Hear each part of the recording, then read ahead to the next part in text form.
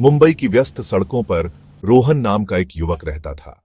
वह एक छोटी सी वड़ा पाव की दुकान चलाता था, जो शहर के लोगों के लिए एक पसंदीदा नाश्ता था।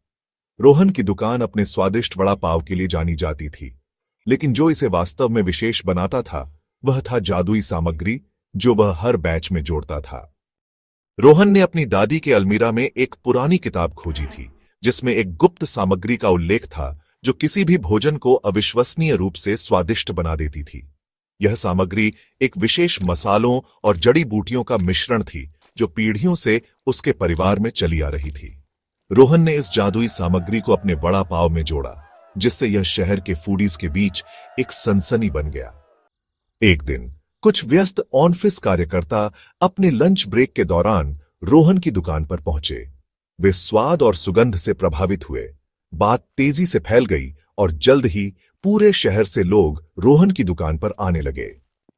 क्षेत्र के अन्य स्ट्रीट फूड विक्रेताओं ने रोहन की सफलता से जलन महसूस की और उसकी रेसिपी को दोहराने की कोशिश की। हालांकि वे रोहन के वड़ा पाव की जादुई बात को मेल नहीं खा सके।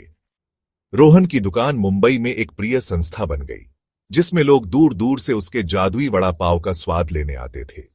रोहन की कहानी ने दूसरों को अपने जुनून का पालन करने और अपनी अनोखी प्रतिभा को दुनिया के साथ साझा करने के लिए प्रेरित किया। वर्षों बाद एक प्रसिद्ध खाद्य आलोचक यानी कि प्रसिद्ध शेफ रोहन की दुकान पर पहुंचा। स्वाद और जादू से प्रभावित होकर उन्होंने अपने लोकप्रिय खाद्य शो यानी कि फूड रियलिटी शो में रोहन के वड़ा पाव को दिखाने का फैसला किया। रातों रात रोहन की दुकान एक वैश्विक सनसनी बन गई, जिससे दुनिया भर से लोग इंप्रेस हुए।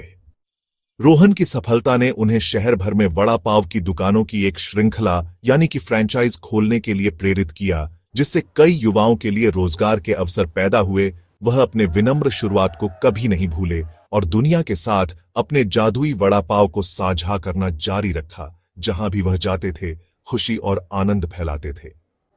जादुई वड़ा पाव की दुकान की कहानी नवाचार, कड़ी मेहनत की शक्ति का प्रमाण है। रोहन की अपने शिल्प के प्रति समर्पण और उसकी गुप्त सामग्री ने उसकी दुकान को एक सनसनी बना दिया, जिससे शहर और उसके बाहर के अनगिनत लोगों को आनंद मिला।